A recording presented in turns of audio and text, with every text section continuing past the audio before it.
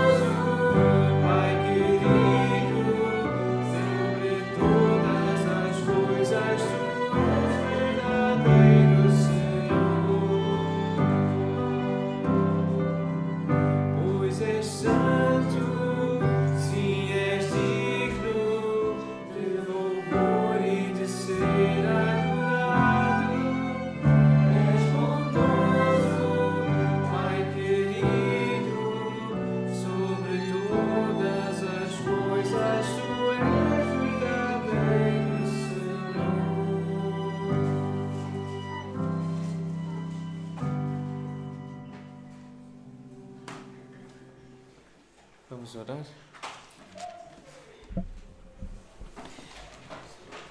Senhor, nós estamos aqui reunidos para te ouvir e também para falar contigo. Estamos aqui como o teu povo, como teus servos, teus filhos, para apresentar o nosso louvor, a nossa adoração, também súplicas, intercessões, ações de graças a favor daqueles que nós conhecemos, que são pessoas próximas de nós, pessoas que estamos a acompanhar, mas também queremos orar a favor dos nossos governantes. Estamos a viver dias muito difíceis, confusos, dias de estranheza, dias de perplexidade, mas também da consciência da nossa pequenez, da nossa fragilidade. E por isso, ó Pai, nós clamamos pelo nosso Presidente da República, pelo nosso Primeiro-Ministro, pelos deputados, os presidentes das câmaras municipais. Nós rogamos, Senhor, que Tu nos uses como sal nesta terra, para através do nosso comportamento e do nosso exemplo, podermos influenciar aqueles que estão à nossa volta e com a Tua sabedoria poderem ver em nós que há esperança. Há esperança em Jesus. Nós queremos viver uma vida tranquila, uma vida mansa, uma vida que te agrada, respeitando-te, respeitando as autoridades que estão sobre nós, respeitando-nos uns aos outros. Esta é a nossa oração, Senhor, que Tu nos uses para a salvação de todos aqueles que Tu queres salvar, como instrumentos nas Tuas mãos, porque nós sabemos que Tu és o único Deus e sabemos que Jesus Cristo é o único mediador entre Ti e nós. Não há outro pelo qual importa sejamos salvos. Obrigado, Senhor, porque Tu enviaste a Jesus para ser o nosso Redentor, para pagar o nosso resgate, a nossa libertação. Essa é a mensagem que nós queremos pregar neste dia, neste lugar, no nosso país. E para Te honrar e glorificar, nós oramos no nome de Jesus. Amém. Amém. Vamos abrir as nossas Bíblias em 1 Timóteo, no capítulo 3.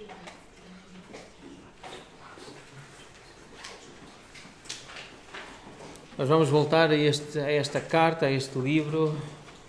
Vamos voltar a estes versículos, porque sabemos da importância deles e queremos que sejam lembrados regularmente por nós, e sabemos que é importante que eles sejam lembrados, na verdade, por todos os crentes. Então nós vamos voltar a ler os versículos 14 até 16. Primeira carta de Paulo a Timóteo, capítulo 3, versículo 14.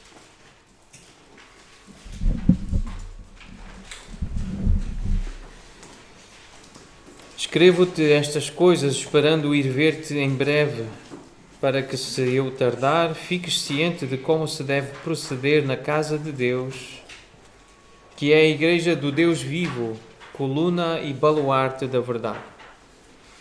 Evidentemente grande é o mistério da piedade.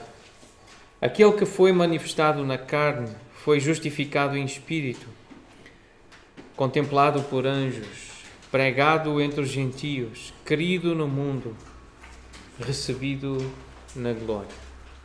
Esse é Jesus e esse é Deus, o nosso Deus que encarnou.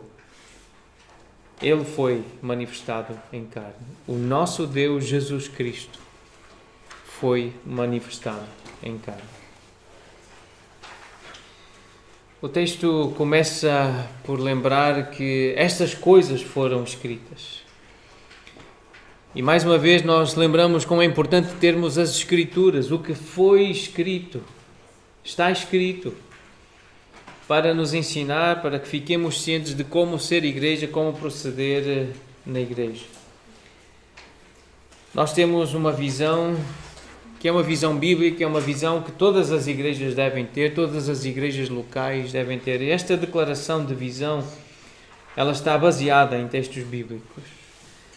E ver uma igreja bíblica madura, desenvolvida, implementada, estabelecida, é isso que significa madura. Com um corpo de crentes em Jesus Cristo. Crentes esses que têm fé semelhante nas Escrituras. Que olham para a Bíblia e que leem a Bíblia da mesma forma, com a mesma fé, que é a palavra de Deus. E crentes empenhados na edificação mútua, sob o ensino e a autoridade de presbíteros e diáconos qualificados. E quem dá a qualificação é a Escritura, é a Bíblia. Quem diz, quem pode, quem não pode, é a Bíblia que diz. É Deus que diz através da sua palavra. Obedientes às ordenanças, isto é, o batismo e a ceia do Senhor. É assim que nós entendemos estes símbolos, estes sinais da presença de Deus, da graça de Deus, da mensagem do Evangelho. O batismo e a ceia do Senhor lembram-nos do Evangelho. Praticando disciplina bíblica, evangelizando o mundo através da pregação do verdadeiro Evangelho. Há pessoas que acham que conhecem o Evangelho. Eu achava que conhecia o Evangelho, mas eu percebi a certa altura que eu não conhecia o verdadeiro Evangelho. Mas esta é a visão que nós temos, que acreditamos que todas as igrejas locais devem ter. Isto é ser igreja, é isto que nós queremos ser Sabemos que ainda não estamos totalmente amadurecidos, estabelecidos, mas o que estamos a fazer aqui hoje de manhã serve para esse estabelecimento e para esse amadurecimento. Olhar para a Bíblia, lermos as Escrituras e juntos crescermos no entendimento do que é ser igreja. E igreja tem uma missão. Nós, como o povo de Deus aqui reunido, como discípulos de Jesus, nós temos uma missão e é esta, e não há outra. Esta é a principal missão.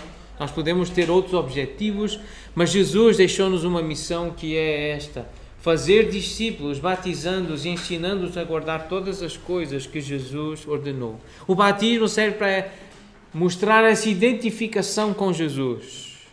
Eu identifico-me com Ele, com a sua morte, com o que Ele viveu, com o que Ele ensinou, e eu quero morrer para mim e quero viver para Ele.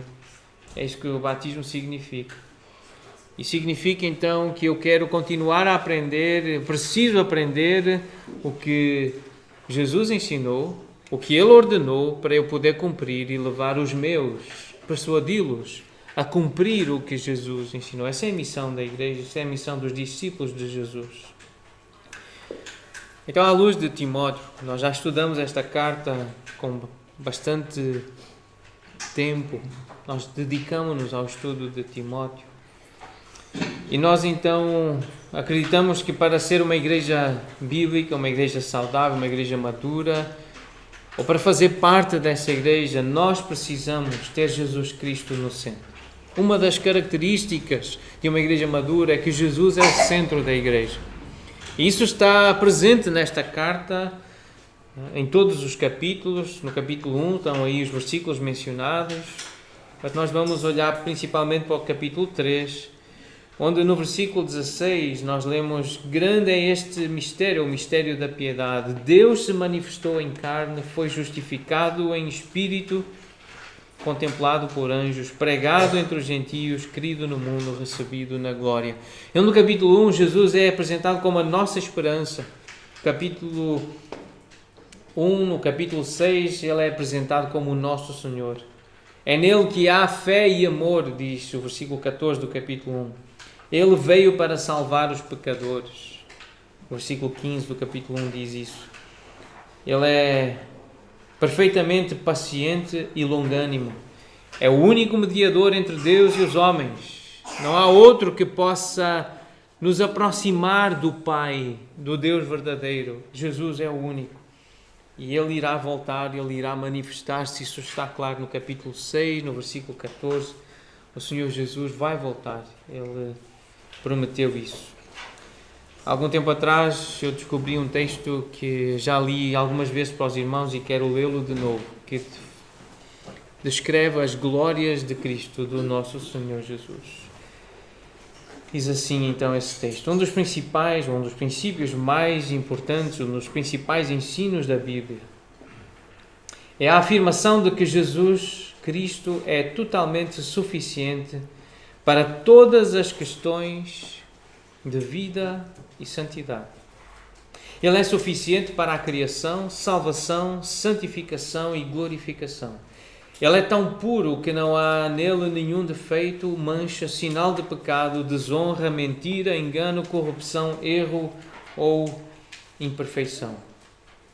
Ele é tão completo que não há outro Deus além dele. Ele é o único Filho amado. Todos os tesouros da sabedoria e do conhecimento estão nele e a plenitude de Deus habita corporalmente nele. Ele é herdeiro de todas as coisas. Ele criou todas as coisas e todas as coisas foram criadas por Ele, por meio dele e para Ele. Ele sustenta todas as coisas pela palavra do seu poder. Ele é o primogênito de toda a criação. Ele é a representação exata de Deus. Ele é o único mediador entre Deus e o homem. Ele é o sol que ilumina, o médico que cura, a coluna de fogo que defende, o amigo que conforta, a pérola que enriquece, a arca que suporta e a rocha que sustém sob as maiores pressões. Ele está assentado à direita do trono da majestade nas alturas. Ele é superior aos anjos, superior a Moisés, superior a Arão, superior a Josué, superior a Melquisedeque, superior a todos os profetas, maior que Satanás e mais forte do que a morte. Ele é o primeiro e o último. É o Imaculado Cordeiro de Deus. Ele é a nossa paz, Ele é a nossa esperança, Ele é a nossa vida. Ele é o caminho vivo e verdadeiro. Ele é a força de Israel, Ele é a raiz e a geração de Davi, a brilhante estrela da manhã. Ele é fiel e verdadeiro. Ele é o autor e consumador da nossa fé. Ele é o autor da nossa salvação. Ele é o vencedor. Ele é o servo do Senhor. Ele é o apóstolo e sumo sacerdote da nossa confissão. Ele é o servo justo. Ele é o Senhor dos exércitos, o Redentor, o Santo de Israel, o Deus de toda a terra. Ele é o homem de dores, Ele é a luz, Ele é o Filho do homem, a videira verdadeira, Ele é o pão da vida, Ele é a porta, Ele é o Senhor. Ele é profeta, sacerdote e rei. Ele é o nosso descanso sabático, Ele é a nossa justiça. Ele é maravilhoso conselheiro, Deus forte, Pai da eternidade, Príncipe da paz. Ele é o nosso supremo pastor, Ele é o Senhor das nações, Ele é o leão de Judá, a palavra viva, a rocha da salvação, o Espírito eterno. Ele é anterior a tudo, Criador e Consolador, Messias, e Ele é o grande Eu Sou. Este é daqueles textos que eu quero voltar e, enquanto lia mais uma vez, eu percebi que é um texto para memorizar. Eu quero memorizar este texto. Eu quero que Jesus seja tudo isto, todos os dias, para mim, para a minha família, para a nossa igreja. Que lembremos quem é Jesus. São expressões bíblicas que definem quem é Jesus. São palavras escolhidas como prata, são palavras que descrevem a sua glória, e nós queremos que Jesus seja o centro da nossa vida, da nossa família, da nossa igreja. Nós acreditamos que para sermos uma igreja bíblica, então Jesus tem que estar no centro, e é preciso ser coerente com o nosso caráter de ser igreja, é ser casa de Deus. Isso nós aprendemos com este texto. O que é ser igreja? É ser casa de Deus, onde Deus habita. Isto tem algumas implicações. Implicação com a santidade do nosso corpo, a forma como usamos o nosso corpo. O vestir-se com decência, modéstia e bom senso. Isso está presente no capítulo 2 desta carta. O cuidado com a saúde física também está presente nesta carta, essa preocupação de Paulo com a saúde de Timóteo. Então são os elementos que nos lembram de que nós somos um templo, nós somos uma casa. Individualmente, cada um é um templo, é uma casa do Espírito Santo, do Espírito de Jesus Cristo, do Espírito de Deus. Cada um é individualmente, mas nós como corpo, como igreja reunida, também somos. Então a mensagem que nós transmitimos quando nos reunimos deve ser uma mensagem coerente com o caráter de ser casa de Deus. Deus habita entre nós, Ele habita em nós, Ele está conosco. E nós acreditamos que para ser uma igreja madura, nós precisamos de sã doutrina. É necessário ter doutrina bíblica, doutrina correta, que preciso conhecer e praticar a palavra. É preciso crescer para se tornar um exemplo, e Paulo é esse modelo, e ele diz a Timóteo para olhar para ele. Aprende comigo, diz Paulo a Timóteo. E nós todos deveremos queremos crescer, ser edificados, ser estabelecidos, amadurecidos, para que os mais novos possam olhar para nós como modelos de piedade. Modelos de homens e mulheres que querem viver para agradar a Deus. Então isso está presente na carta que foi escrita para ensinar a ser igreja. Como proceder como ser igreja. Então cada um de nós deve ter esse alvo, esse desejo de crescer para ser um testemunho exemplar, um modelo, um padrão de conduta para os nossos filhos, em primeiro lugar, netos, quando vierem, e quem já os tem, mas amigos, familiares, que possam ver que há o desejo de agradar a Deus em nós, crescer para se tornar um exemplo. Estar disponível para ir e fazer discípulos. Não são só os outros, eu preciso fazer discípulos, eu preciso falar de Jesus, eu preciso me envolver com o discipulado de alguém. Ensinar o Evangelho, partilhar o Evangelho, ensinar o que Jesus ordenou, as suas ordens, os seus mandamentos. Uma igreja madura, bíblica, saudável, ela tem esperança no Senhor. A esperança não está nos governos desta terra, não está nas riquezas que podemos acumular, não está nos recursos da saúde, mas no Senhor. Uma igreja bíblica aprende com o nome Timóteo, que significa honrar a Deus. O nome Timóteo significa aquele que honra, que adora a Deus. E esse é o nosso propósito como igreja, adorar o Senhor, honrá-lo, e por isso nós falamos de todas estas coisas sobre como agradar ao Senhor. Uma igreja bíblica, ela precisa de cooperação e está disposta a ser cooperadora na obra do Senhor, colaborar com outras igrejas e ser humilde para aceitar a cooperação de outras igrejas, e nós ainda estamos nessa fase de precisar e aceitar a ajuda de outras igrejas. Esperamos que o mais breve possível, e temos uma meta em termos de ano, gostaríamos que quando fizermos 10 anos de igreja organizada, possamos ter essa maturidade em 2025, estarmos nós empenhados em olhar para a nossa volta e ver outras igrejas que nós com quem podemos cooperar para as fortalecer. Uma igreja bíblica precisa viver, isto significa entender e usar a saudação cristã bíblica. Usar a linguagem bíblica, falar entre nós com salmos, hinos e cânticos espirituais. Como é que os cristãos se saudavam? É assim que nós nos saudamos, mas sem cair em vãs repetições. Precisamos lembrar do que estamos a dizer. Quando saudamos os irmãos com a graça, com a paz ou com a misericórdia do Senhor, nós precisamos realmente fazer uma oração, estar concentrados no que estamos a dizer e desejar realmente a graça do Senhor sobre a vida dos nossos irmãos. E entendermos, Paulo em todas as cartas, ele usa essa linguagem. Sempre que ele se dirige aos irmãos, ele usa linguagem espiritual baseada no Evangelho. Uma igreja cristã, ela precisa, bíblica, realmente centrada em Cristo, precisa reconhecer a bondosa generosidade divina. Esquecer que Deus é bom é muito fácil. Esquecer as coisas que nós temos uma tendência muito grande para esquecer a generosidade de Deus, as suas dádivas, e falar mal daquilo que é tão bom. Nós precisamos corrigir isso em nós. Precisamos lembrar e dar graças ao Senhor. Isso está presente nesta carta de Timóteo.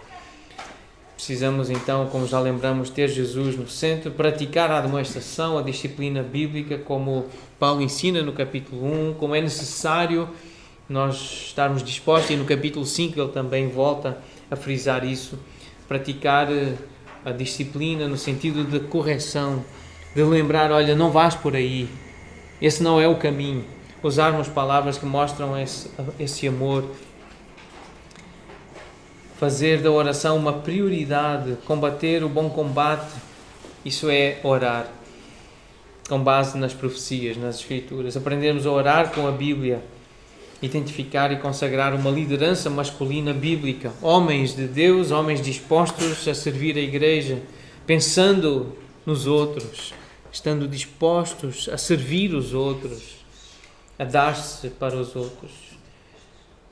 Uma igreja bíblica precisa entender, viver e defender o conceito de complementaridade.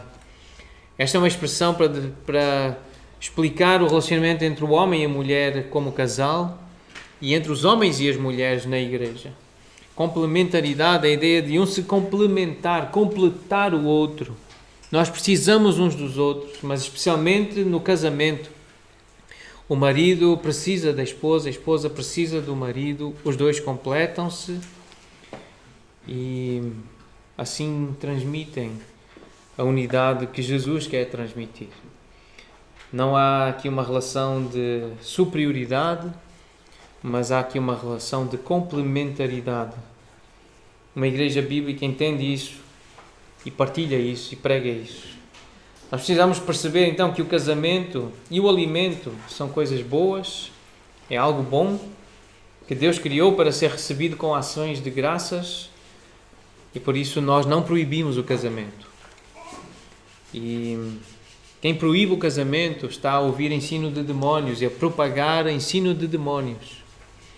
Então nós defendemos o casamento e valorizamos o casamento e os alimentos que Deus criou para nosso prazer também e para nossa saúde.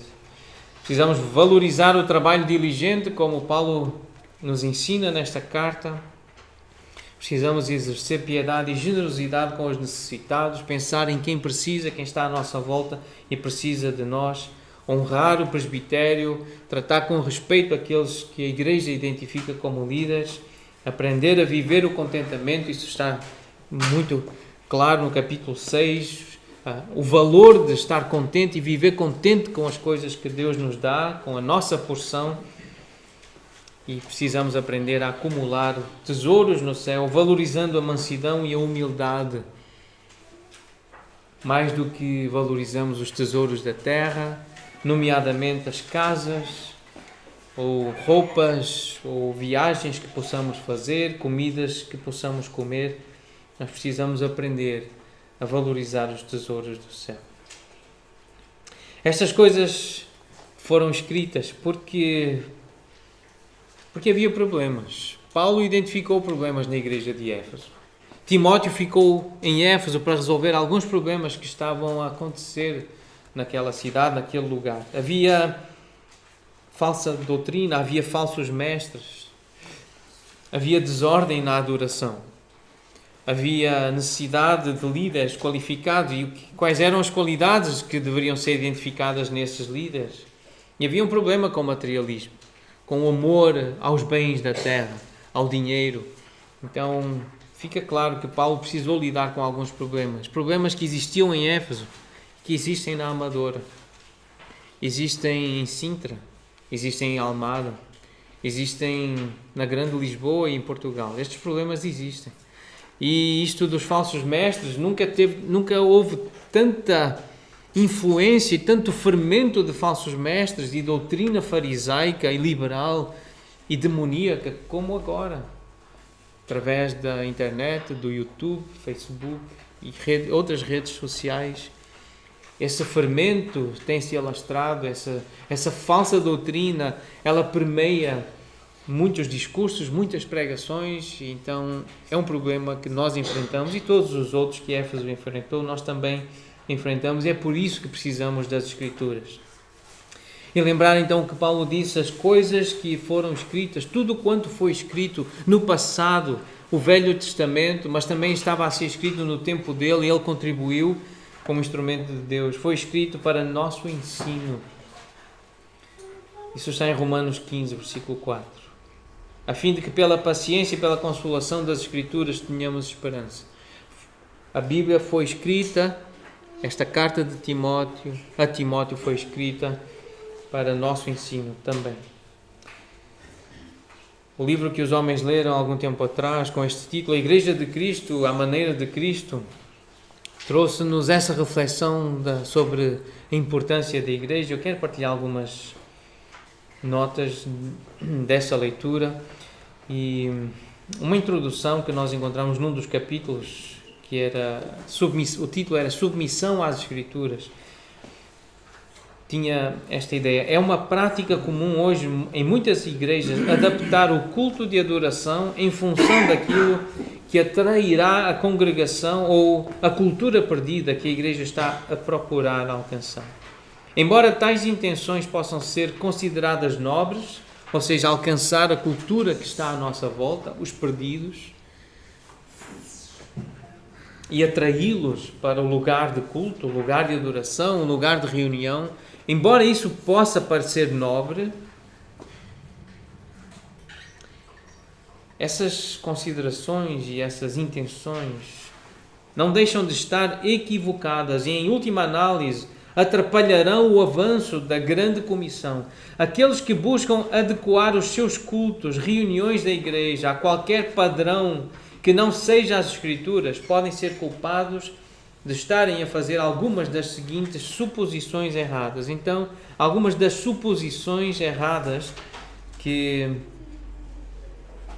os irmãos, que nós temos a tentação, a tendência de fazer.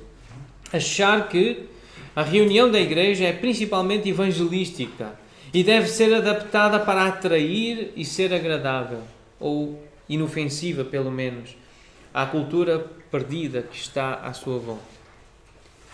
É ver um outdoor, como o Misael viu há uns dias atrás, um placar que dizia assim: anuncie aqui. E a ideia do Misael foi, com muito boa intenção, vamos pôr uma fotografia da igreja para que venham mais pessoas. Isto é nobre, isto é bonito. O Misael quer que mais pessoas venham para a igreja. Mas nós temos que lembrar que não é pela beleza da igreja, não é pela beleza das pessoas da igreja. E nós não podemos supor que por termos boas instalações, não é o caso, não são as melhores, são boas e nós estamos contentes com elas, mas não é a fotografia da igreja, não é um cartaz ou uma música apelativos que vão fazer com que a grande comissão se cumpra e que a igreja cresça verdadeiramente, é a verdadeira igreja. Uma outra suposição errada é achar que a reunião da igreja é principalmente para a igreja e deve ser adaptada à cultura dos seus membros. Pensar em agradar os membros é para os membros. Essa é outra concepção errada do que é ser igreja. Uma outra suposição errada é achar que Deus não está preocupado com a ordem da adoração ou simplesmente Ele não revelou a sua vontade em relação a este assunto, como adorá-lo, como cultuá-lo. Outra suposição errada é achar que os líderes da igreja tenham recebido a liberdade de determinar a ordem da adoração de acordo com a sua própria opinião sobre o que a igreja e o mundo precisam. Não são os pastores, não são os líderes, não são os anciãos que determinam como é que deve ser o culto, como é que deve ser a reunião da igreja. Há princípios bíblicos e o trabalho dos presbíteros é perceber o que é que a Bíblia diz acerca da ordem da adoração e partilhar isso com a igreja e conduzir a igreja da forma que Deus quer que a igreja seja conduzida.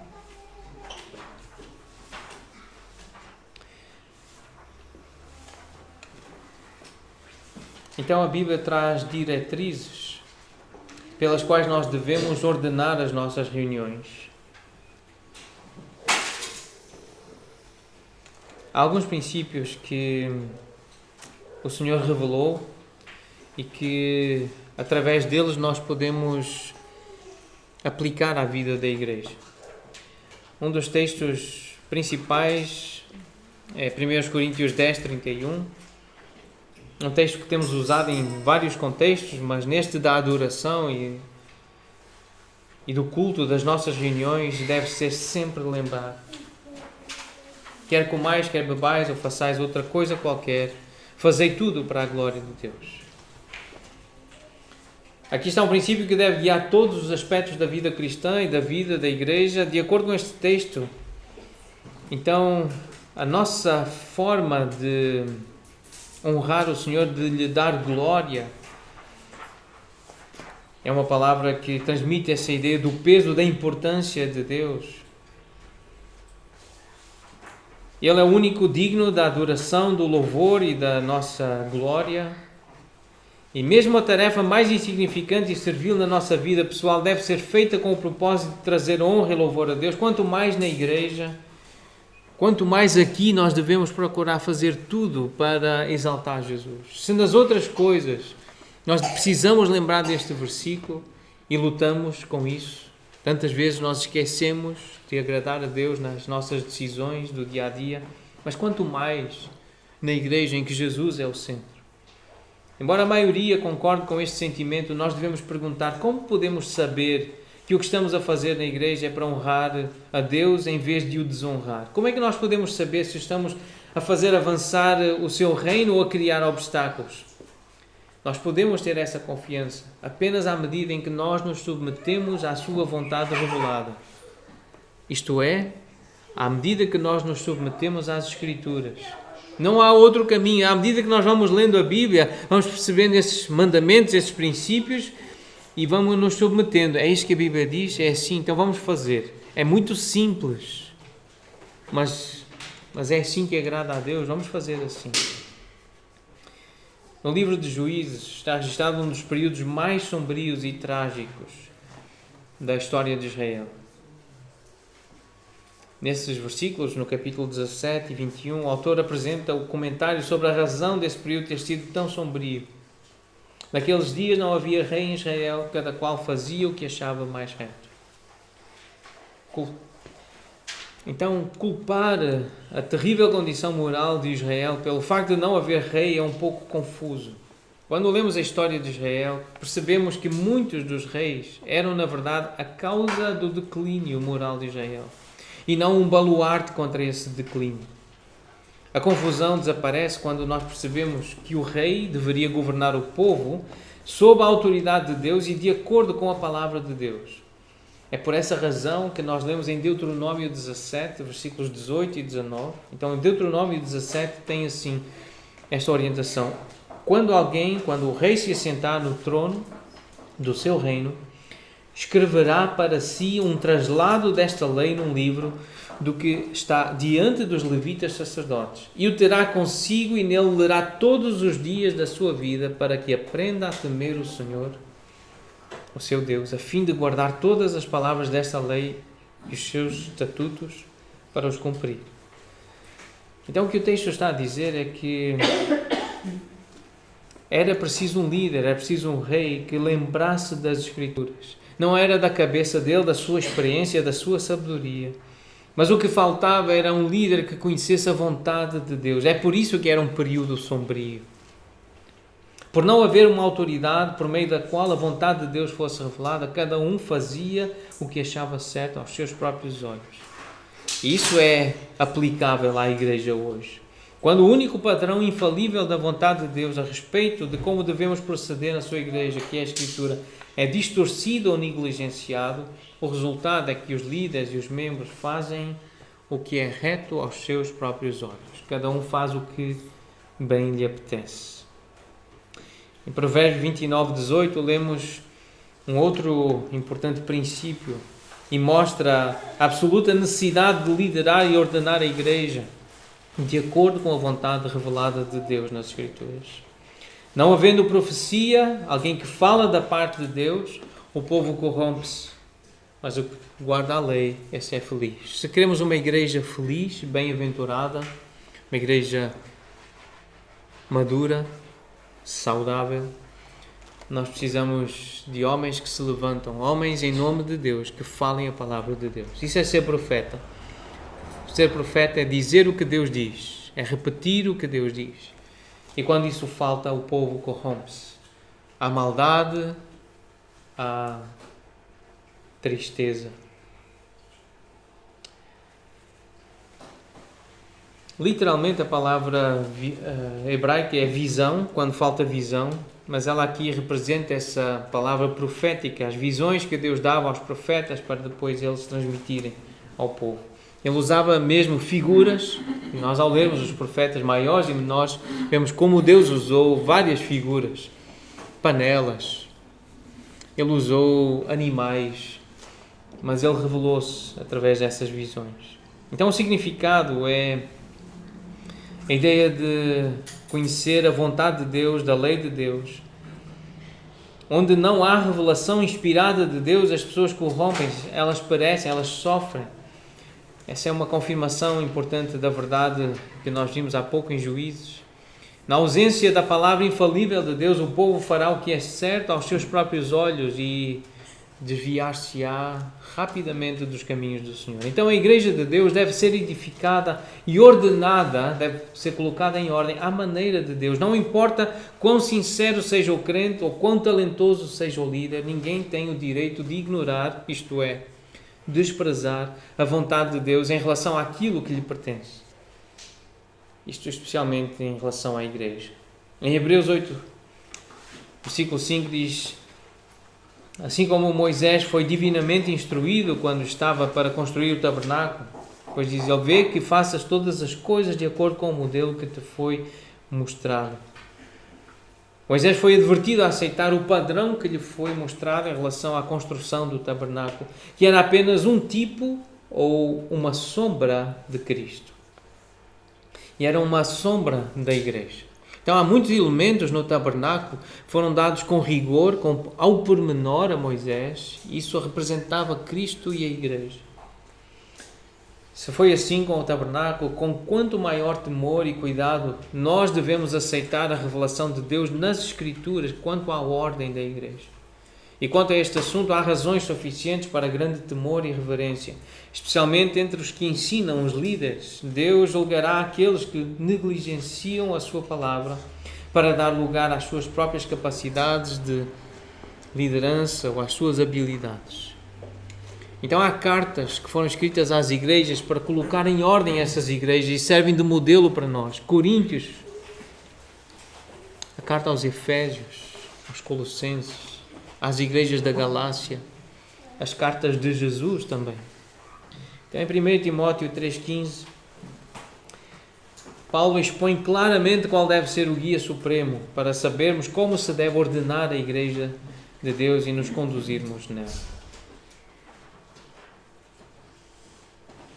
A verdade profunda revelada neste texto é melhor declarada em forma de pergunta e resposta. A pergunta seria esta: como saber como nos devemos comportar ou nos conduzir na Igreja? E a resposta é somente através do que está escrito nas Sagradas Escrituras. Nós não temos o direito de ordenar a Igreja ou o seu culto de adoração de acordo com os nossos desejos, os caprichos da cultura ou os apetites do mundo, mas somente de acordo com o que as Escrituras determinam. E nós temos um modelo bíblico em Atos 2:42 que tem servido para nós como um mote e que nos dá aquilo que é fundamental e básico ver acontecer nas igrejas de Jesus Cristo, nas igrejas locais na Terra. A primeira reunião foi registada neste capítulo, a primeira reunião da igreja logo após o dia de Pentecostes, e nós lemos que aqueles primeiros crentes perseveravam na doutrina dos apóstolos, isto é, eles dedicavam-se, eles aderiram a esse ensino e eles estavam dedicados a isso. Era algo contínuo. Eles dedicaram-se e continuavam a dedicar-se. Tanto a salvação quanto a santificação começam com o ensino da palavra de Deus. Portanto, a exposição das Escrituras ocupa o lugar central da adoração. Então, nós precisamos informar, sim, que aqui há reuniões da igreja. E por isso a ideia do Misael é tão nobre. Que não é o primeiro a ter ideias assim, não é? De pôr anúncios e avisos que há uma igreja que se reúne na rua Luís Tal Monteiro e pôr uma placa aí fora a dizer aqui há uma igreja de Jesus Cristo para que as pessoas entrem. Mas se entrarem, o que elas precisam encontrar é pessoas comprometidas com a doutrina dos apóstolos. Pessoas que levam a sério Jesus Cristo e o que Ele ensinou aos seus primeiros discípulos e o que eles continuaram a ensinar a outros. É isso que precisam encontrar. Eles perseveravam na comunhão.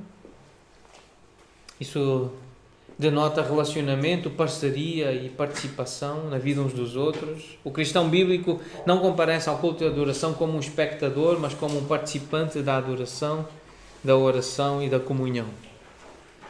Se é crente, vem para participar, para viver a igreja. Quanto mais maduro, quanto mais tempo passa, mais se espera desse crente. O serviço dele, a presença dele, as palavras cristãs bíblicas dele. Os primeiros cristãos perseveravam no partir do pão. Isto poderia ser uma referência àquelas festas de fraternidade, reuniões nas casas, mas nós sabemos também que era uma referência à ceia do Senhor. E pelo contexto e pelas instruções de Paulo na carta aos Coríntios, parece então que havia esse desejo de lembrar de Jesus desde o início, da morte dele, da sua ressurreição, da sua obra na cruz. A ceia do Senhor foi extremamente importante para a igreja primitiva e, portanto, deve ser para nós também. E tem sido, nós temos celebrado semanalmente, mas partir o pão e o que representa o Evangelho e a morte de Jesus, isso é fundamental, nós lembrarmos, entendermos e repetirmos e pregarmos e sermos bem persuasivos também na forma de partilhar esta mensagem. Não há diretrizes claras quanto à frequência, mas o objetivo é claro. Fazei isto em memória de mim, disse o Senhor. É isso que nós faremos dentro de alguns instantes, mais uma vez. E também a igreja primitiva perseverava nas orações. E o tempo da oração é para ser separado para isso. É para orar, é para falar com Deus.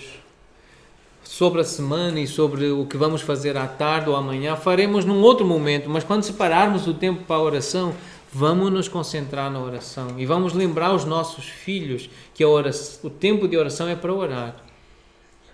E mesmo que eles ainda não consigam orar tanto tempo quanto os adultos, eles precisam respeitar o tempo da oração. Porque os adultos estão a falar com Deus, estão a suplicar, estão a interceder. E a igreja desde o início perseverava nas orações e nós precisamos continuar a separar tempo para orar. E é isso que também faremos dentro de alguns instantes. Nós vivemos dias em que as Escrituras são muitas vezes postas de lado em favor das estratégias de plantação de igrejas, metodologias de crescimento de igreja e liderança carismática. O único meio de corrigir tais coisas é crescendo no temor do Senhor. Precisamos reconhecer que a igreja pertence a Deus. Nós somos meros mordomos que foram chamados a fazer somente aquilo que o Mestre ordenou e revelou nas Escrituras. Nós não temos o direito de nos afastar do que está escrito, mesmo quando é o desejo da multidão. Nós devemos procurar nos submeter ao que está escrito. Também devemos reconhecer que mesmo entre aqueles que buscam adequar a sua ordem de adoração às Escrituras, haverá alguma variação de opinião devido ao facto de que somos homens e mulheres falíveis. Vai haver diferenças entre nós aqui, entre nós e outras igrejas. Nós temos falhas, temos limitações, precisamos lembrar disso. Devemos aprender a andar em humildade, a ser pacientes uns com os outros, ter um espírito ensinável. Os pequenos detalhes são importantes, mas não tão importantes quanto a única grande verdade que nos deve guiar a todos quando consideramos a ordem da adoração e a nossa conduta na igreja. Esta grande verdade é que nós não somos inventores, mas mordomos, e nós não somos chamados a criar novas maneiras de fazer igreja, mas simplesmente nós somos chamados a obedecer ao que está escrito. Então, algumas verdades importantes e princípios orientadores que devem ser aplicados à ordem de adoração na igreja. Como já vimos, tudo o que fazemos deve ser feito para adorar o Senhor, mas no temor do Senhor. Não devemos esquecer que a igreja é de Deus e tudo deve ser feito à maneira de Deus. E Ele vai pedir contas, nós vamos ter que prestar contas sobre o que fazemos como igreja. Nós devemos ter muito cuidado em saber o que as Escrituras ordenam em relação às prioridades e ordem da adoração. Nunca devemos fazer às custas das Escrituras o que é certo aos nossos olhos ou aos olhos da nossa cultura. Os principais elementos da nossa ordem de adoração devem ser os seguintes: a exposição bíblica, e temos começado por essa parte, por expor as Escrituras, ler o texto e aplicar o texto. Esse é o fundamento de tudo o que nós acreditamos e praticamos na igreja. Deve haver oração. A oração não deve ser uma mera introdução às outras atividades, mas uma das principais atividades, orações sinceras e congregacionais em que as pessoas estejam atentas e a participar, concordando, orando junto. A adoração, no sentido geral, tudo o que nós fazemos na igreja é um ato de adoração, incluindo a pregação, mas no sentido mais específico, a adoração envolve elevar os nossos corações, as nossas vozes a Deus, quando cantamos, quando proferimos expressões de louvor a Deus com palavras. Então, no sentido mais específico, cantar, elogiar Deus. A comunhão, um dos grandes propósitos de nos reunirmos é edificarmos mutuamente através da comunhão, estando atentos uns aos outros e levando as cargas uns dos outros, procurando servir uns aos outros, importando-nos uns com os outros. A ceia do Senhor, as Escrituras não exigem que seja todos os domingos, não há, portanto, uma clareza em relação a isso, mas deve ser frequente o suficiente para que a morte do Senhor seja sempre lembrada por nós, mas não tão frequente a ponto de se tornar trivial, banal, comum, vulgar. Há igrejas que fazem durante a semana também, vários dias. Mas há quem ache que uma vez por semana já se corre o risco de tornar banal, trivial esse momento. Nós não podemos deixar que isso aconteça. Precisamos continuar a zelar pela seriedade, a solenidade e a envolvência do momento e criar esse temor e esse respeito pelo Senhor, pela presença dele no nosso coração. Nós precisamos desenvolver isso.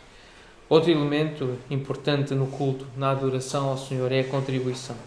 A generosidade é um lindo e revelador ato de adoração. Deve ser feito livremente e alegremente, sem manipulação ou estímulo, o incitamento a dar ofertas. Deve ser algo livre, com alegria, mas também uma consciência de dever cristão. É o nosso papel usarmos os nossos recursos para desenvolver aquilo que Deus nos confia, o fruto do nosso trabalho, que pela graça de Deus nós fazemos para que a obra do Senhor continue a realizar-se aqui na terra. Então, o que é que nós aprendemos sobre Deus neste texto? É uma das perguntas que aprendemos a fazer aos textos que nós estudamos. Nós aprendemos que Deus é um Deus vivo e verdadeiro, que se revela e que está a edificar para si uma casa, que é a igreja. É isso que nós aprendemos ao ler estes versículos. E sobre pessoas, o que é que nós aprendemos acerca de pessoas? As pessoas precisam ser ensinadas sobre como proceder na casa de Deus.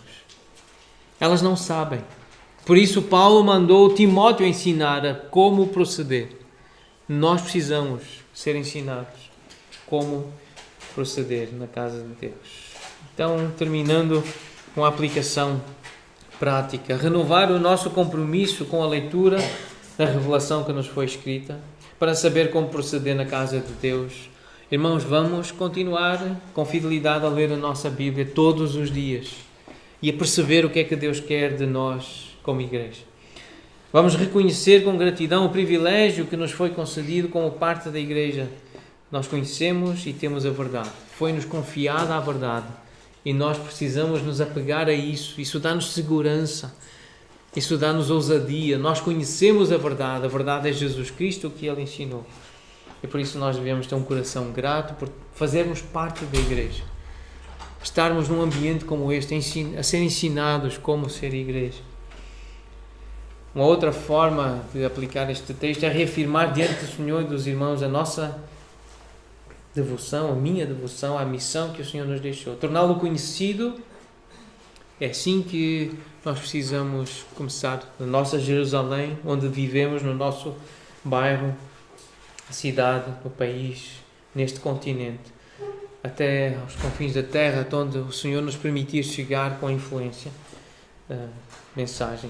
Temos recebido recursos, treinamento em evangelização. Vamos usar essas perguntas que aprendemos a fazer para introduzir o Evangelho. E vamos procurar ser igreja de Cristo à maneira dele.